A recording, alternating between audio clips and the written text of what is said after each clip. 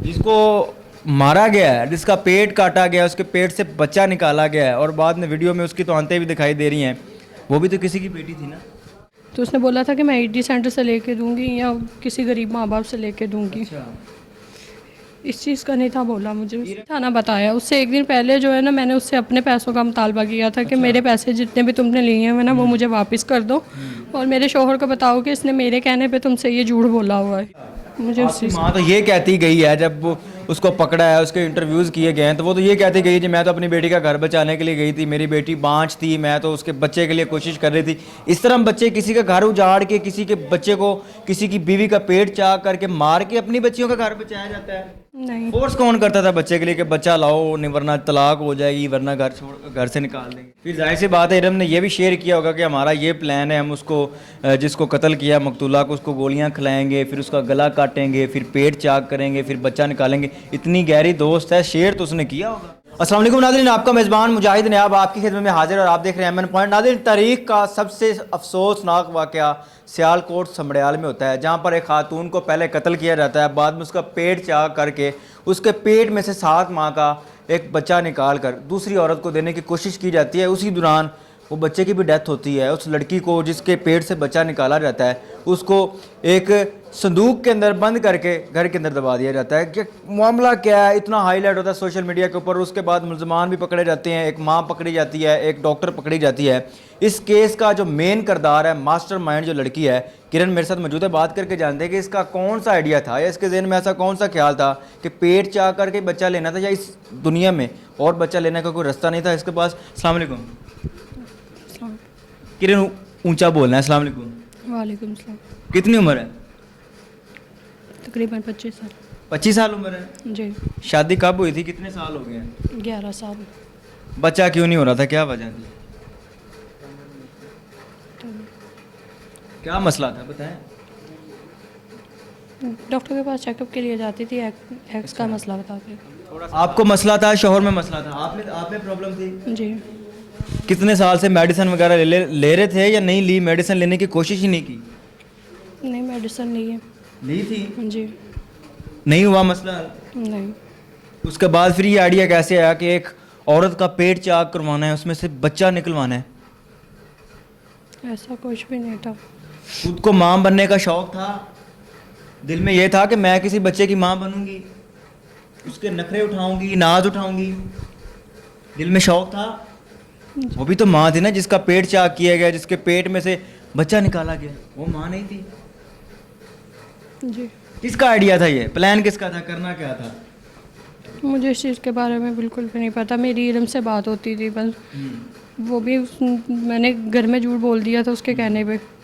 तो उसने बोला था कि मैं ईडी सेंटर से लेके दूंगी या किसी गरीब माँ बाप से लेके दूंगी। अच्छा।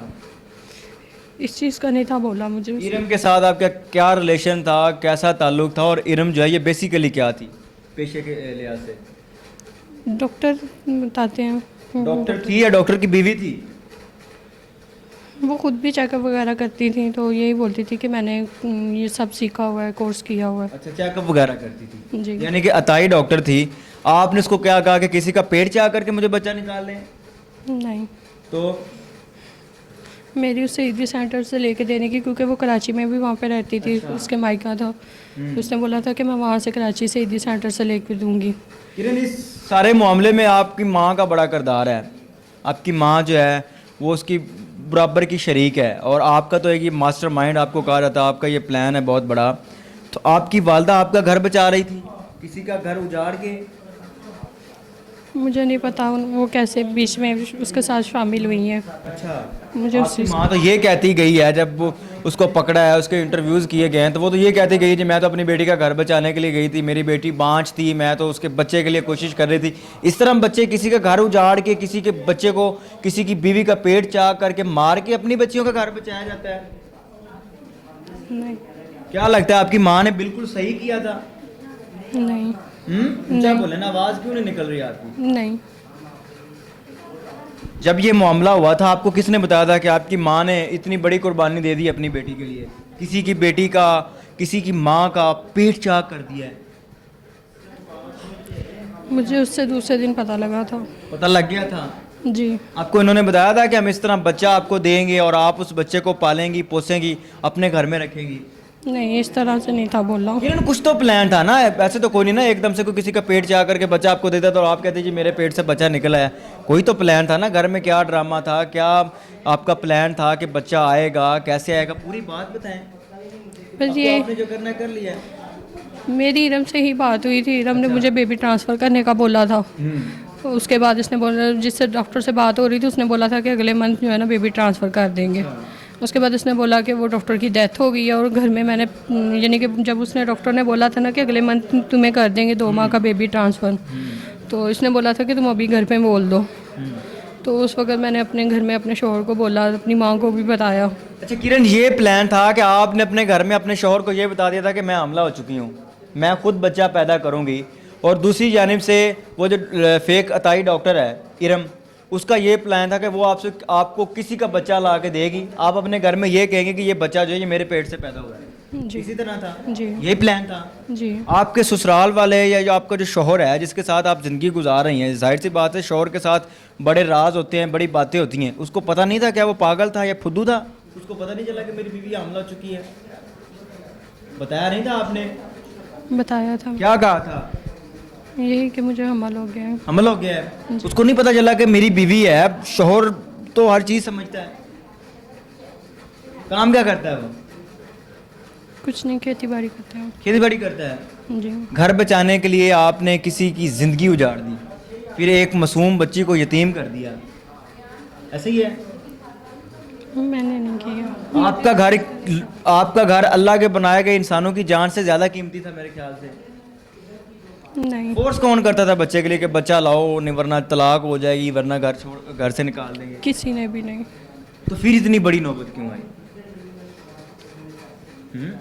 बस वैसे ही घर में छोटे मोटे झगड़े होते थे, वो मैं इरम से डिस्कस करती थी क्योंकि ये मेरी दोस्त बनी हुई थी। इरम से गहरी दोस्ती थी? जी फिर जाहिर सी बात है इरम ने यह भी शेयर किया होगा कि हमारा ये प्लान है, हम उसको जिसको कत्ल किया मकतूला को, उसको गोलियां खिलाएंगे, फिर उसका गला काटेंगे, फिर पेट चाक करेंगे, फिर बच्चा निकालेंगे। इतनी गहरी दोस्त है, शेयर तो उसने किया होगा। ये चीज़ नहीं थी कि उससे जिस दिन इसने ये काम किया उससे एक दिन पहले, क्योंकि मैं इसको पैसे दे चुकी थी। अच्छा, उसने आपको बताया था कि ये प्लान है हमारा? ये नहीं था ना बताया, उससे एक दिन पहले जो है ना मैंने उससे अपने पैसों का मुतालबा किया था कि मेरे पैसे जितने भी तुमने लिए हैं ना वो मुझे वापस कर दो, और मेरे शौहर को बताओ कि इसने मेरे कहने पे तुमसे ये झूठ बोला हुआ है। कितने पैसे दिए थे किरण? उसने इकट्ठे नहीं, थोड़े थोड़े करके लिए थे, तकरीबन 4 तक लिया था उसने। 4 लाख रुपए दिए थे? जी 4 लाख रुपए एक अगर आम रूटीन में देखें तो एक अच्छी अमाउंट है, उससे किसी गरीब का घर भी बन सकता है, ऐसा ही है? आपने 4 लाख रुपए लगा दिए किसी की ज़िंदगी उजाड़ने के लिए, किसी का घर उजाड़ने के लिए आपने 4 लाख रुपए जो इन्वेस्ट किए अपने बच्चे के लिए, बच्चा लेने के लिए, ऐसे ही है? जी इतना बता दें कि वो जो प्लान था उसका किसी का पेट चाह करके बच्चा निकाल के आपको देने का, आपके साथ शेयर किया गया था? एक दिन पहले से ही, 1 घंटा पहले से ही किया था? मुझे उससे दूसरे दिन आगे जाके पता लगा था कि इन्होंने इस तरह करके मुझे बच्चा दिया है। आपकी माँ शरीक थी इसमें? आपकी मामा जिसको आप अम्मी जान कहती हैं, आपका घर बचाने के लिए इसमें शामिल थी? मुझे नहीं पता, खुद बता के गई हैं वो? गोलियां भी दी हैं, काटा भी है, उसका पेट भी चाक, मेरे पास अल्फाज नहीं, मैं क्या कहूँ। आप उसको अभी माँ कहेंगी, अपनी अम्मी कहेंगी? जिसको मारा गया है, जिसका पेट काटा गया है, उसके पेट से बच्चा निकाला गया है और बाद में वीडियो में उसकी तो आंतें भी दिखाई दे रही हैं, वो भी तो किसी की बेटी थी ना, किसी की माँ थी, किसी की बीवी थी, किसी की बहन थी, जिस तरह के आप हैं। आपको अपनी जान प्यारी है किरण? वैसे है ना? अब आप पछता रही हैं, रो रही हैं, आपको किसी ने फोर्स भी नहीं किया बच्चे के लिए, उसके बावजूद भी इतना बड़ा काम कदम। बस मेरी यही गलती है कि मैं इरम से बात करती थी। अच्छा किरण, बहुत सारी लड़कियां ऐसी हैं जिनके आज भी घर में बिल्कुल तुम्हारी तरह मसाइल चल रहे हैं, बच्चे नहीं होते, किसी का मियाँ बीमार होता है, कोई खुद बीमार होती हैं, उनके जहन में भी बड़े प्लान चल रहे होते हैं, जी हम भी इस तरह बच्चे अडॉप्ट कर लेंगे, इस तरह का प्लान बनाएंगी। उनको क्या मैसेज है? ये जो आपने किया है ठीक किया है?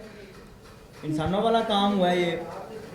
नहीं, बताएं उन लड़कियों को क्या करना चाहिए, सब्र करें या फिर कोई प्लान बनाएं? वो भी बस सब्र करें और अल्लाह से दुआ करें और किसी पे यकीन नहीं करें।